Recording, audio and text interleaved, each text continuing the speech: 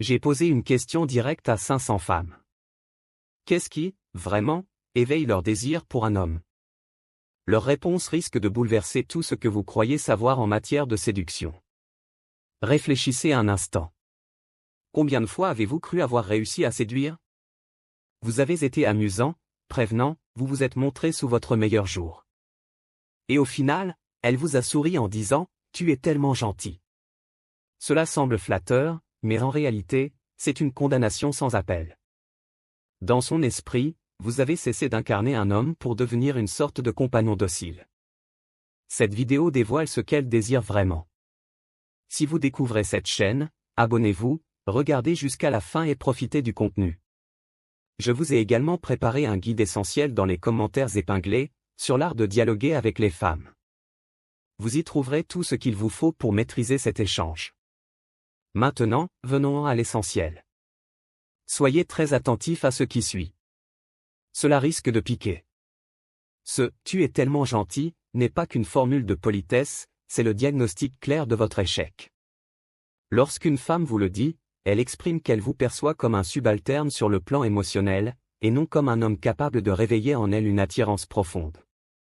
Voici une vérité cruelle que peu osent formuler, vous avez vous-même forgé cette image, geste après geste.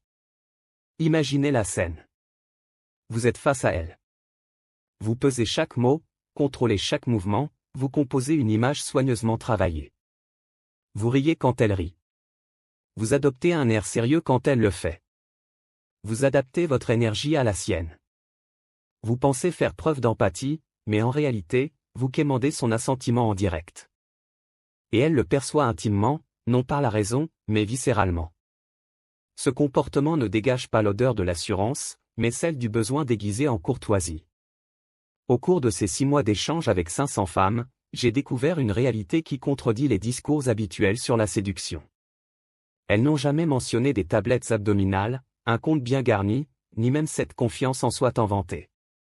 Ce qui revenait sans cesse, sous différentes formes mais avec la même substance, était bien plus simple et percutant. La capacité d'un homme à être pleinement lui-même, sans se déformer en sa présence. C'est ici qu'intervient une notion que Machiavel saisissait déjà il y a 5 siècles, en étudiant les rapports de force. L'autorité véritable ne se proclame pas par des paroles grandioses ou des attitudes théâtrales.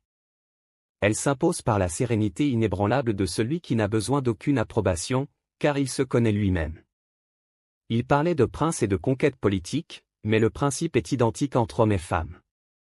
Le vrai pouvoir se manifeste dans l'aptitude à demeurer stable quand tout autour s'agite. Le défaut fatal de la majorité des hommes aujourd'hui? Nous évoluons dans une époque qui nous pousse à jouer un rôle, à feindre l'assurance alors qu'intérieurement nous implorons une validation. Les coachs contemporains vous vendent des méthodes, faites ceci, dites cela, marchez de telle façon, regardez ainsi. Ils font de vous un acteur récitant un texte que vous ne comprenez pas. Mais les femmes disposent d'un radar émotionnel hyper aiguisé, qui repère la comédie à distance. Quand vous simulez une solidité alors que vous attendez désespérément son message, vous émettez une fréquence de détresse qui anéantit toute chance d'attraction sincère. Ce qui éveille réellement le désir féminin n'est pas une liste de qualités extérieures, acquises ou jouées. C'est un état intérieur que la plupart des hommes détruisent sans le savoir. Les 500 femmes interrogées ne cherchaient pas des attributs superficiels. Elles cherchaient quelque chose d'absolu, d'inébranlable. Un homme qui est son propre roc, et non un caméléon émotionnel qui épouse chacune de leurs humeurs. Réfléchissez, combien de fois avez-vous renoncé à ce que vous vouliez par crainte de son désaccord? Combien de fois avez-vous modifié votre opinion pour ne pas la contrarier? Combien de fois avez-vous étouffé vos propres désirs simplement pour lui faire plaisir? À chaque fois, vous avez envoyé un message silencieux mais retentissant, ton approbation compte plus que mon intégrité. À cet instant précis, vous cessez d'être un homme à ses yeux, vous devenez une matière qu'elle peut modeler. La vérité dérangeante, c'est que le désir féminin ne se négocie pas par la gentillesse, ni ne s'achète par des attentions. Il s'active par quelque chose de bien plus primitif, la sensation d'être face à un homme qui ne peut être brisé, qui reste solide même quand elle teste ses limites. Et croyez-moi, elle testera toujours vos limites. Non par méchanceté, mais parce que, biologiquement, elle a besoin de vérifier si vous êtes vraiment celui que vous prétendez être, ou simplement un autre comédien.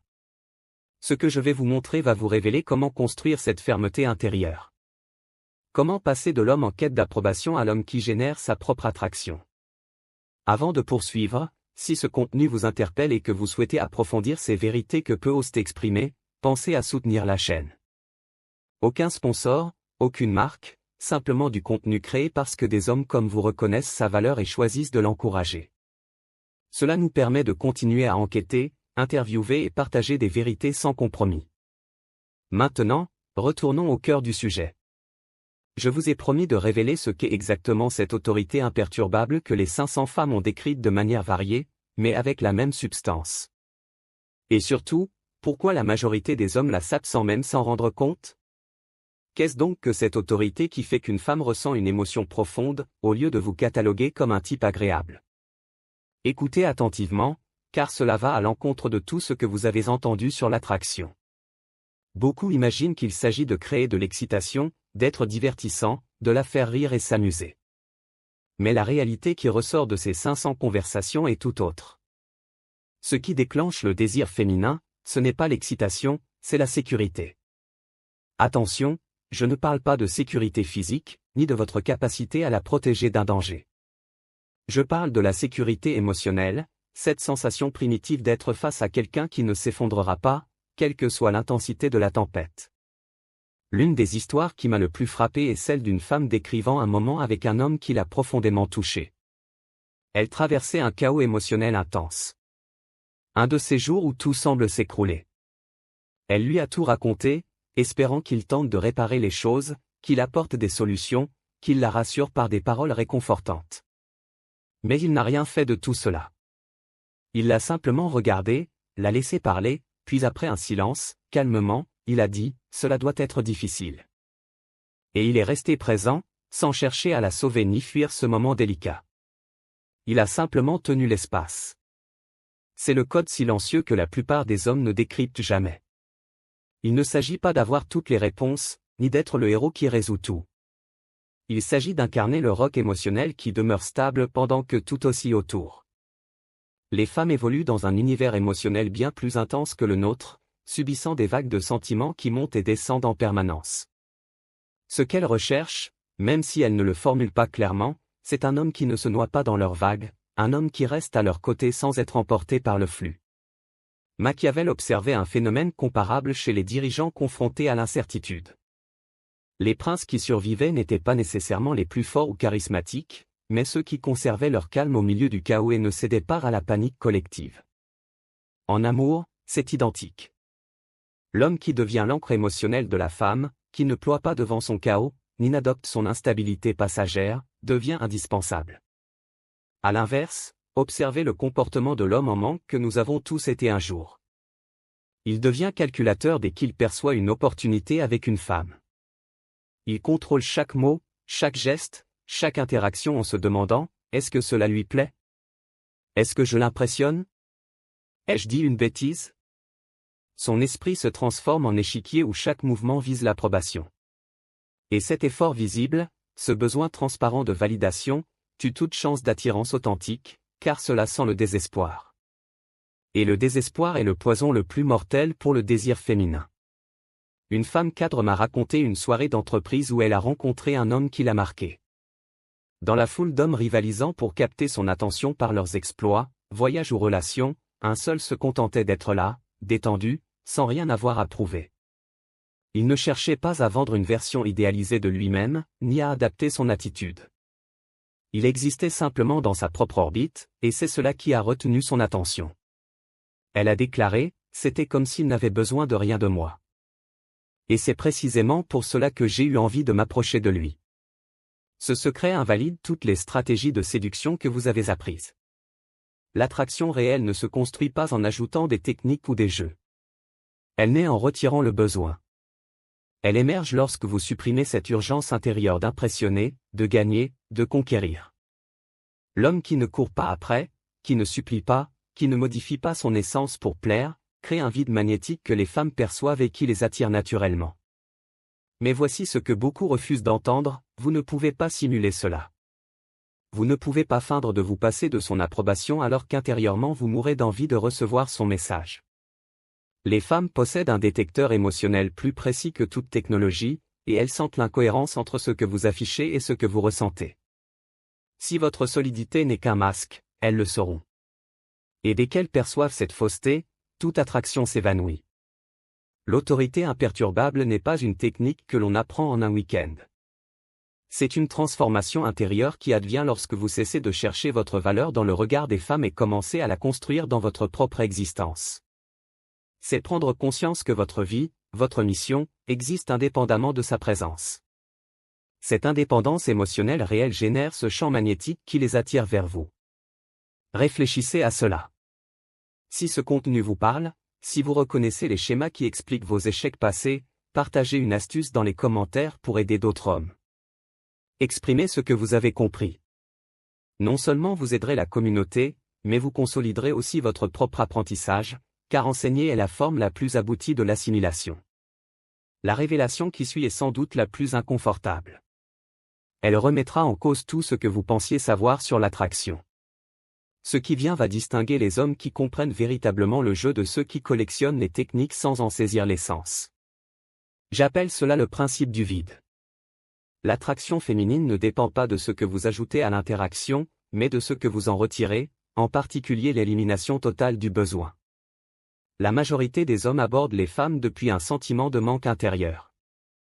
Même sans l'avouer, une voix intérieure leur murmure « J'ai besoin que cela fonctionne, que tu me considères comme quelqu'un de valable, que ta validation m'accomplisse. » Cette nécessité, aussi bien dissimulée soit-elle derrière des phrases ou des gestes maîtrisés, transpire à chaque échange. Les femmes la perçoivent comme un animal perçoit la peur.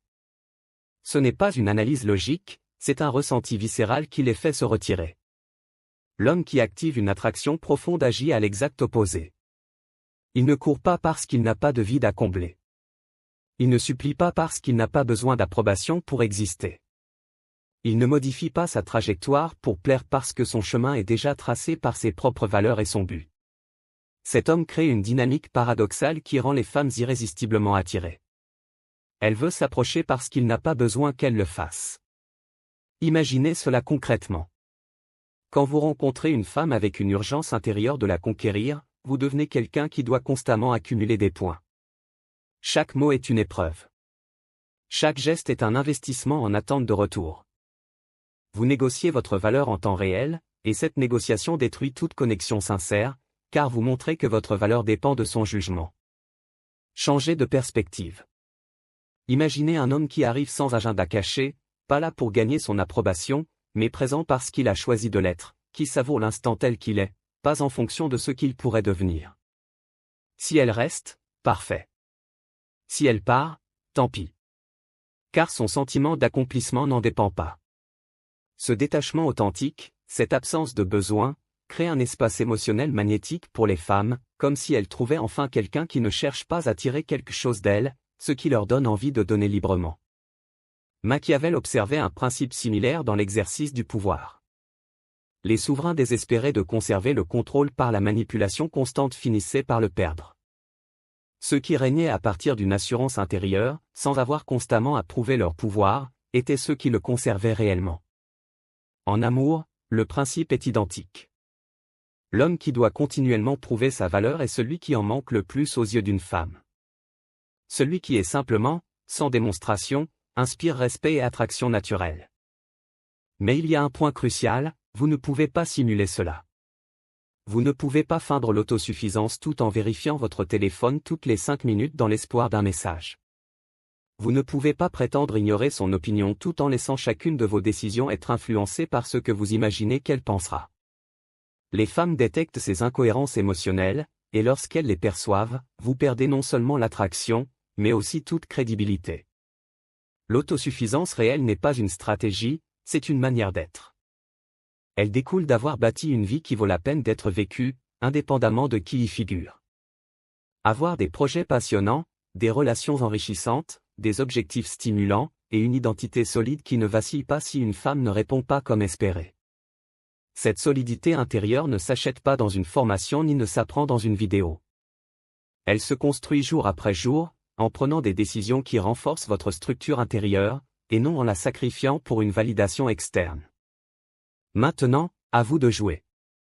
D'après votre expérience, quelle approche fonctionne le mieux au début d'une conversation avec une femme? Option A, un compliment inattendu qui la sort de sa routine, ou option B, une question ouverte sur un sujet qui l'intéresse. Indiquez A ou B en commentaire avec une brève explication. Je veux voir quelle approche domine parmi les hommes qui regardent cette vidéo. Ce que nous avons vu jusqu'ici, les fondations, l'autorité imperturbable, le rôle d'ancre émotionnelle et le principe du vide, ces trois piliers forment ce que les femmes nomment la présence masculine authentique. Pas d'arrogance bruyante ni de froideur calculée. Simplement l'expression extérieure d'un homme entier, qui n'a besoin de rien d'autre pour valider cette plénitude. Cela nous conduit à la conclusion ultime, au constat récurrent de ces 500 conversations, qui défient tout ce que la culture populaire vous a inculqué sur les désirs des femmes. Voici la synthèse, la réponse définitive à la question initiale de cette enquête. Après 6 mois à écouter 500 femmes s'exprimer sans retenue sur ce qui les attire vraiment chez un homme, la conclusion est simple mais rude. La seule caractéristique qui vous rend véritablement irrésistible, c'est votre capacité à être complet en vous-même, sans dépendre du jugement ou de la présence d'aucune femme pour vous sentir digne. Ce n'est pas jouer l'indifférence, ni manier des jeux psychologiques où vous prétendez que cela ne vous importe pas. C'est une transformation réelle de votre relation à vous-même et à votre mission. C'est devenir le centre gravitationnel de votre vie, au lieu de tourner autour de la validation féminine en attendant qu'une femme vous déclare suffisant. Pensez à la gravité. Les planètes ne courent pas après le Soleil en le suppliant de les maintenir en orbite. Le Soleil existe simplement avec une masse et une densité interne telles qu'il génère un champ gravitationnel incontournable. Les planètes n'ont d'autre choix que de tourner autour. C'est exactement la métaphore de l'homme qui construit une vie solide de l'intérieur. Il ne poursuit pas les femmes, ne mendie pas leur attention, ne modifie pas son cap pour plaire. Il existe avec une intégrité et un but si clair qu'il crée un champ magnétique autour duquel elles gravitent naturellement. Comparez cela à l'homme qui cherche encore sa valeur dans le regard féminin. Il se demande sans cesse s'il est assez, s'il agit bien, s'il lui plaît. Son estime fluctue selon qu'il reçoit ou non de l'attention. Il vit un yo-yo émotionnel dépendant de facteurs externes hors de son contrôle. Cette instabilité, ce besoin constant de validation, sont précisément ce qui l'empêche de susciter une attraction profonde. Une femme m'a confié, j'ai rencontré beaucoup d'hommes qui semblaient sur deux jusqu'à ce qu'ils s'attachent à moi. Dès que j'ai senti qu'ils tenaient trop à moi, j'ai perdu tout intérêt. Mais il y en a un qui est resté inchangé après m'avoir connu. Il n'a pas modifié ses projets, ses priorités, son mode de vie. Et cette constance m'a donné envie de faire partie de son univers, car j'ai senti que cet univers valait la peine sans moi, ce qui, paradoxalement, m'a donné envie d'y être. C'est ce que Machiavel relevait chez les leaders qui conservaient la loyauté sans la quémander. Les princes qui mendiaient l'affection finissaient méprisés. Ceux qui régnaient avec un objectif clair, sans chercher constamment l'approbation, inspiraient respect et loyauté sincère. En amour, c'est pareil. Celui qui mendie pour être choisi finit rejeté. Celui qui vit sa vie clairement, avec ou sans elle, finit recherché. Cette transformation n'est pas superficielle. Ce n'est pas apprendre 3 phrases astucieuses ou 5 techniques de langage corporel. C'est reconstruire entièrement son identité à partir d'une autosuffisance réelle. Cela commence lorsque vous cessez de vous demander ce que pensent les femmes de vous, et que vous vous demandez ce que vous pensez de votre propre existence. Quand vous arrêtez de mesurer votre succès au nombre de femmes qui vous choisissent, et que vous commencez à le mesurer à l'aune de l'alignement avec vos valeurs, votre but, votre vision de vous-même. Voici la vérité inconfortable que beaucoup refusent d'admettre: si votre vie sans femme vous semble vide, ennuyeuse, dénuée de sens, alors vous n'êtes pas prêt à susciter une attraction véritable. Parce que ce vide filtrera dans chaque interaction. Vous chercherez chez elle ce qui vous manque, et cette quête désespérée la repoussera inévitablement. Vous devez d'abord bâtir une vie qui mérite d'être vécue pour elle-même, avec des projets passionnants, des relations nourrissantes, des objectifs stimulants, une identité solide qui ne vacille pas quand les choses ne se passent pas comme prévu. Quand vous y parvenez, quand vous devenez véritablement un homme complet en vous-même, quelque chose d'extraordinaire se produit. Vous n'avez plus besoin de stratégie de séduction. Votre simple présence communique votre valeur. Vous n'avez plus besoin de techniques de conversation. Vous parlez avec une authenticité magnétique. Vous n'avez plus besoin de jeu, car vous ne jouez aucun rôle. vous êtes simplement vous, et cela suffit. Le verdict final de ces 500 femmes est clair. Elles ne cherchent pas l'homme qui les poursuit, mais celui qui les invite à rejoindre quelque chose qui vaut déjà la peine. Elles ne veulent pas de celui qui mendie leur attention, mais de celui qui est si occupé à construire son royaume que son attention est un privilège rare. Elles ne veulent pas du romantique qui sacrifie tout, mais du stratège qui sait quand donner et quand retenir, quand s'approcher et quand garder ses distances, quand investir et quand se retirer. Ce n'est pas de la manipulation, c'est de la clarté. Votre valeur d'homme ne se mesure pas au nombre de femmes conquises, mais à la solidité de l'existence que vous bâtissez. Quand cette existence est vraiment solide, quand vous devenez le centre de votre univers. Les femmes veulent naturellement graviter autour, non parce que vous les poursuivez, mais parce qu'elles ont enfin trouvé quelqu'un qui n'a pas besoin d'elles pour être entier. Et cette intégrité est la chose la plus attirante qui soit. La transformation ultime est simple mais radicale. Cessez d'être l'homme gentil qui s'explique, se justifie, supplie d'être compris. Devenez le stratège silencieux qui existe avec une telle autorité intérieure qu'il n'a de compte à rendre à personne. Le romantique naïf perd toujours. L'homme solide, complet en lui-même, gagne toujours. Non parce qu'il maîtrise mieux les règles, mais parce qu'il a cessé de jouer et vit selon ses propres principes. À vous maintenant d'agir avec intelligence, non avec précipitation. Réfléchissez. Chaque fois que vous cherchez une approbation, vous perdez du pouvoir. Chaque fois que vous restez ferme, vous créez de la gravité. Votre valeur n'est pas en elle, elle est en vous. Partagez en commentaire une astuce que vous avez apprise pour préserver votre solidité face aux femmes. Quelque chose qui pourrait aider d'autres hommes à cesser de mendier de l'attention et à commencer à vivre avec une autorité intérieure. Votre expérience peut être la clé qu'un autre homme attend pour arrêter de jouer un rôle et commencer à régner sur sa propre existence.